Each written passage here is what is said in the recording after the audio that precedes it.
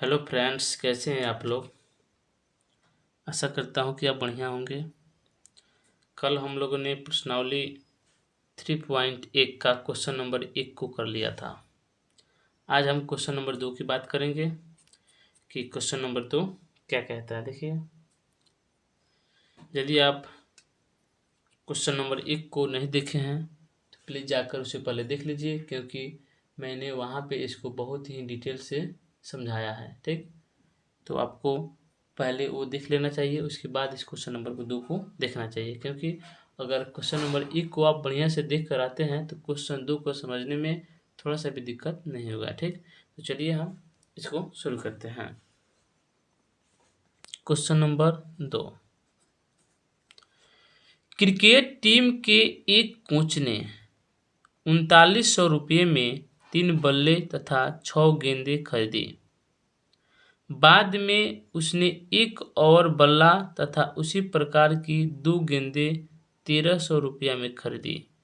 इस स्थिति को बीजगणितीय तथा ज्यामितीय रूप में व्यक्त करना है। ठीक, चलिए हम इसको सॉल्व कर लेते हैं। सबसे पहले क्या करेंगे, एक बल्ला का प्राइस कितना है, यानी दाम कितना है, और एक गेंद का दाम कितना है, सबसे पहले उसको मानेंगे। ठीक, चलिए हम लिख लेते हैं। क्या लिखेंगे, माना कि एक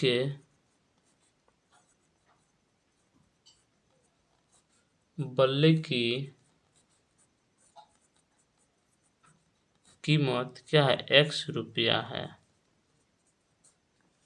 ठीक, उसी प्रकार एक गेंद की कीमत क्या है, y रुपया है। हमने इसको मान लिया। अब क्या लिखेंगे, प्रश्न के पहले शर्त से प्रश्न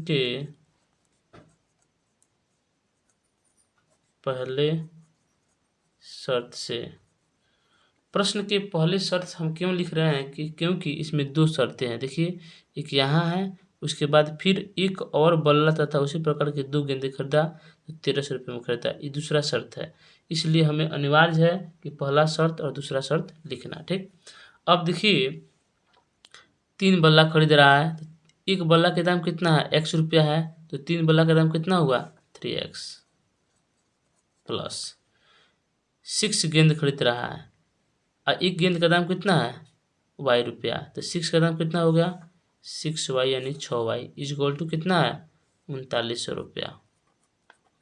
ठीक, और इसमें देखिए 3 कॉमन हो जाएगा तो क्या बचेगा, x plus 2y is equal to 1300।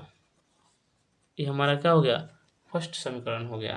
क्या हो गया, ये हमारा फर्स्ट समीकरण हो गया। अब आइए प्रश्न के दूसरे शर्त से क्या लिखेंगे, प्रश्न के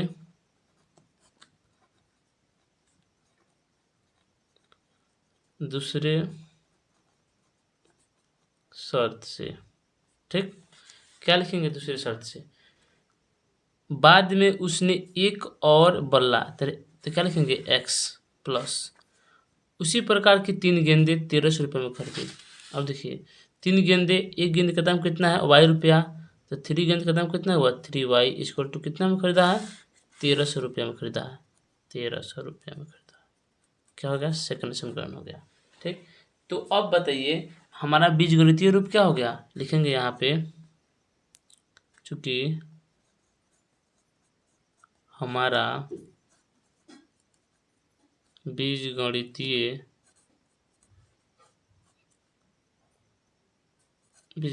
रूप क्या हो गया, x plus 2y equal to 1300, x plus 3y equal to 1300। क्या हो गया हमारा, ये जो हुआ हमारा बीजगणितीय रूप हो गया, ज्यामितीय रूप में व्यक्त करना है। ठीक, तो चलिए हम देरी नहीं करते हुए उसको भी हम समझ लेते हैं।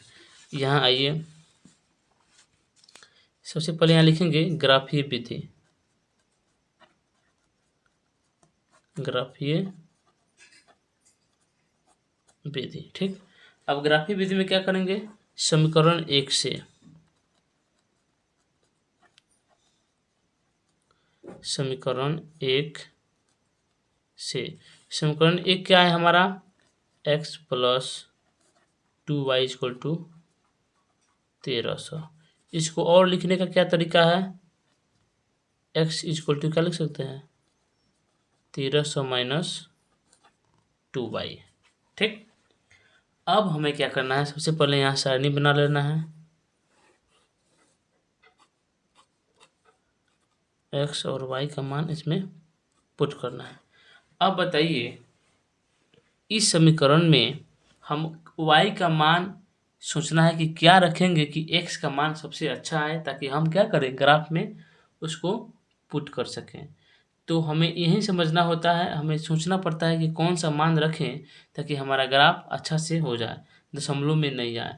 ठीक, तो हम बताइए y इक्वल टू क्या लिखें, चूँकि y इक्वल टू क्या रखें, 600, y इक्वल टू क्या है 600, यानी y इक्वल टू 600 यानी 600 लेने पर, इसलिए x इक्वल टू क्या हो जाएगा,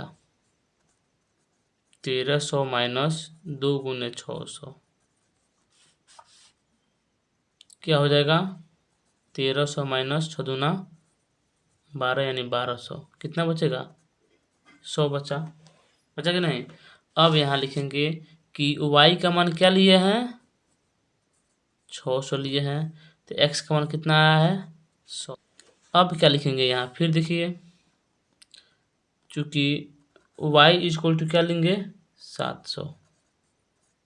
आपको सोचना है कि हम क्या लेंगे कि हमारा मान सबसे अच्छा आए, चूँकि y इक्वल टू 700 लेने पर, इसलिए x इक्वल टू क्या हो जाएगा, 1300 माइनस 2 गुने 700, यानी 1300 माइनस 7 दूना 14, क्या हो जाएगा, माइनस 100 हो जाएगा।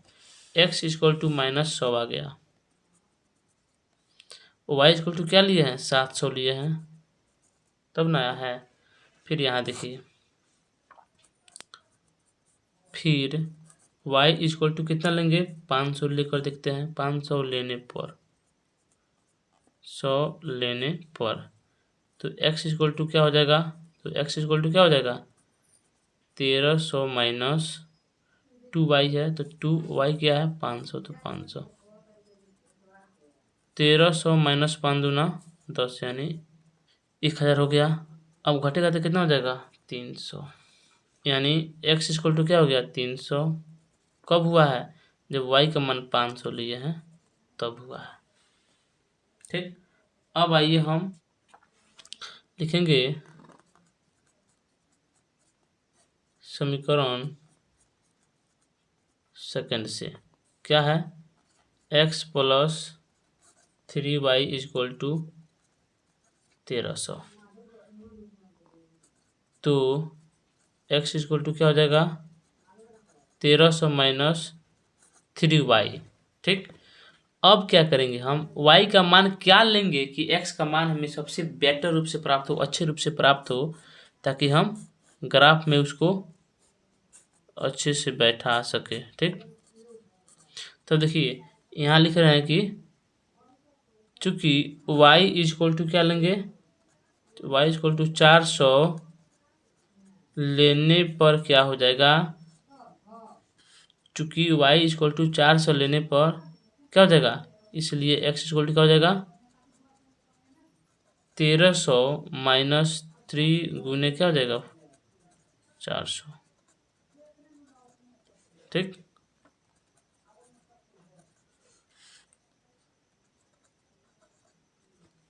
सौ प्राप्त हो गया। 100 कब प्राप्त हुआ, जब y का मान कितना लिए, 400। अब फिर क्या लिखेंगे, y इज इक्वल टू कितना लेने पर, 500 लेने पर x बराबर क्या हो जाएगा,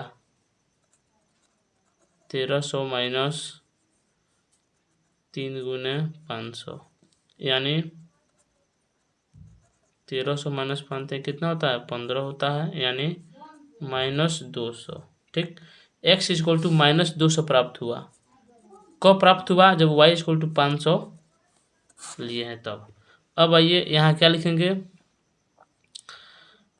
फिर y इक्वल टू क्या लेंगे 300 लेने पर आप कुछ भी ले सकते हैं, इसमें कोई कंट्राडिक्शन नहीं है कि नहीं आप यहीं लीजिएगा तो काम होगा। ठीक, आप कुछ भी ले सकते हैं, ये आपके ऊपर है कि आप कितने अच्छे वैल्यू को ले रहे हैं, ताकि आपको मान बहुत ही आसान प्राप्त हो रहा है। कितना हो जाएगा 400 हो जाएगा। x का मान कितना हो गया 400 हो गया। y का मान कितना लिया है 300 लिया है। ये कौन सा समीकरण है? सेकंड समीकरण। और ये हमारा कौन सा समीकरण बना है?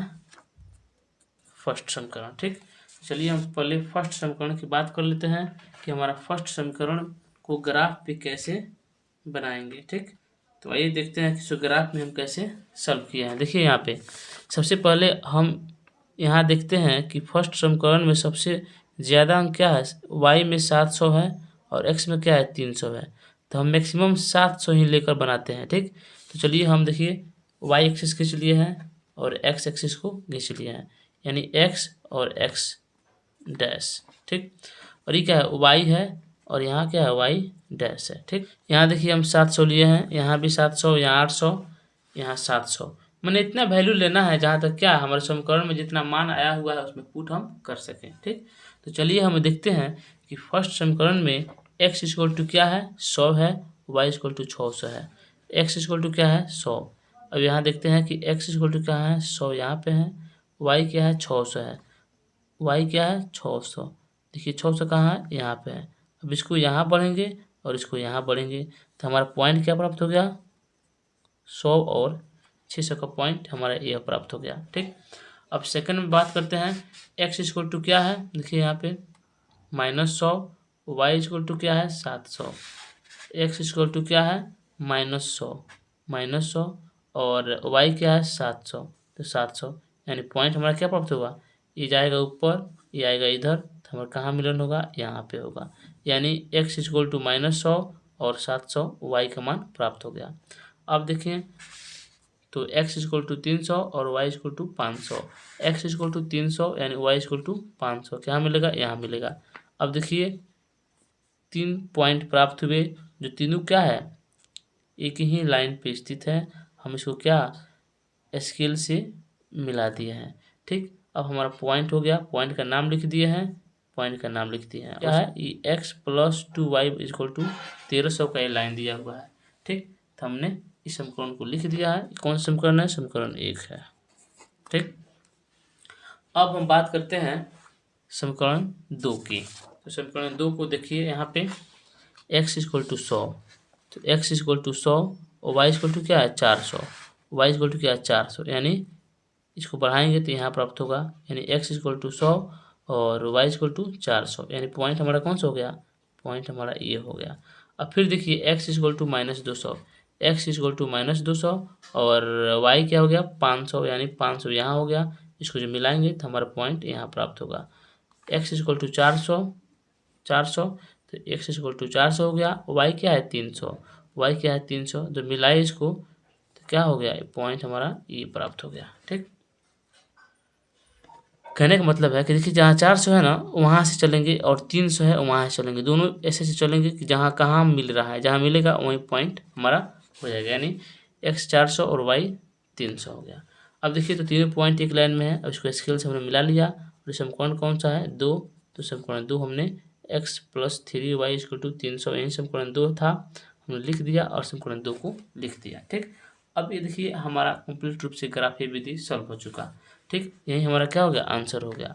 ठीक, जो काफ़ी इम्पोर्टेंट है, आपके एग्जाम में हर बार पूछा जाता है, तो आप इसे मिस नहीं कीजिएगा, आप बढ़िया से समझ लीजिएगा। ठीक, ओके, तो चलते हैं, आज के लिए इतना ही। हमारे वीडियो को लाइक कीजिएगा, सब्सक्राइब कर लीजिएगा चैनल को, ताकि आपको हर पल की अपडेट आपको मिलती रहे। हम कौन सा वीडियो कब डाल रहे हैं ये आपको कैसे मालूम चलेगा? जब इस आप चैनल को सब्सक्राइब कीजिएगा, ठीक।